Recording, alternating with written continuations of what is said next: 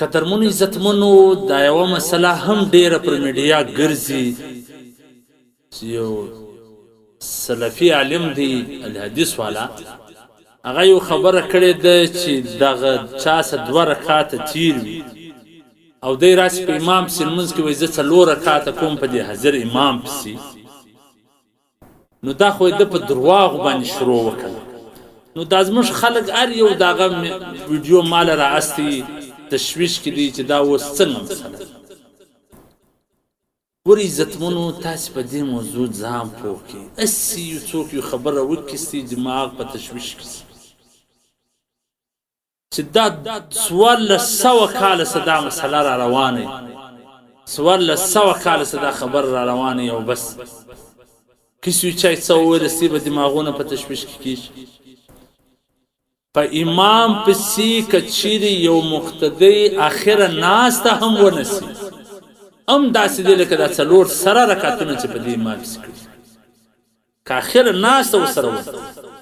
ځکه د لمونځ د امام تابع دی چې امام څوک یې تباغونه کوي اوس ګوره یو سړی که مسافر پر مسافر باندې 2 رکعاته فرض دي مثلا د ماپښینو د مازګر د ماخستن دی رالی په یو مقیم امام سره لمونځ کوي اخره ناس سره ونیول امام السلام ګرځېدو سره مخکې دی سره شریک نو دی به 2 کې به 4 بکی النګ پر دغه فرض 2 ولا خو د امام اقتدا وکړه پر امام چې څو فرض شو په دمانه ماغونه فرض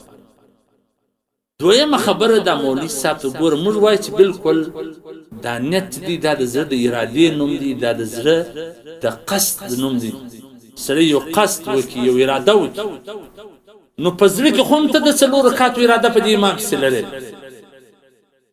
زه دا غ سلفي علم توام چې ته په یو امام سره نیت تړې چلو ټیک د پر خلود نه ویل نو پزړه کې خو ته دا غ 4 رکعات نیت سره لري کنه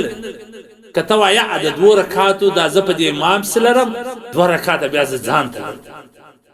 اسی د خلکو دماغونه په لور وګرځوي دماغونه کې تشویش ورواچو دویم مج نه وای چې په خله باندې نیت ویل ضروری دي دا صرف د توجه اصلولو د پاره چې سړی توجه مانځه تسی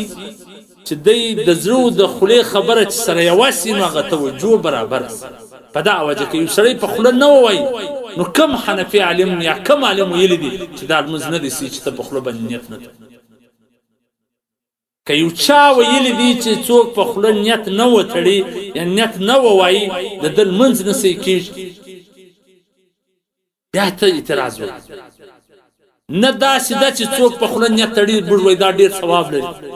دا صرف یو توجه سره ولود د پاره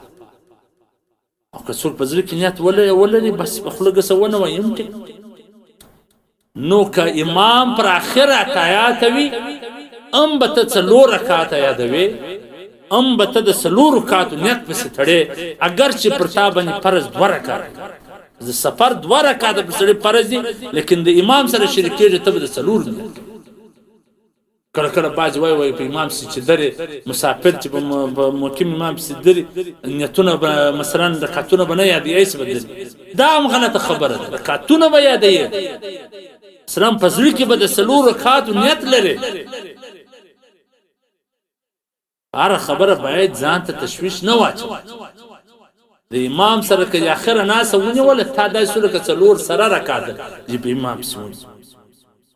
کدا سلفیان دا وایي چې 2 رکعات په جمعه سو 2 رکعات غیر جمعه وسته دا 4 رکعات جمعه د دې د خبرې خدا باندې چې 2 رکعات په جمعه 2 رکعات بغیر جمعه د 2 رکعات په د جمعه ثواب د 2 رکعات بغیر جمعه ثواب ای یو ورول سپیکر ته ودرېږي چې په دماغ کې څرالو هغه چې په زړه کې څورل دی هغه خلق بدګمانه کی خلق بدزنه کی خلق د خپل منځوس بیزار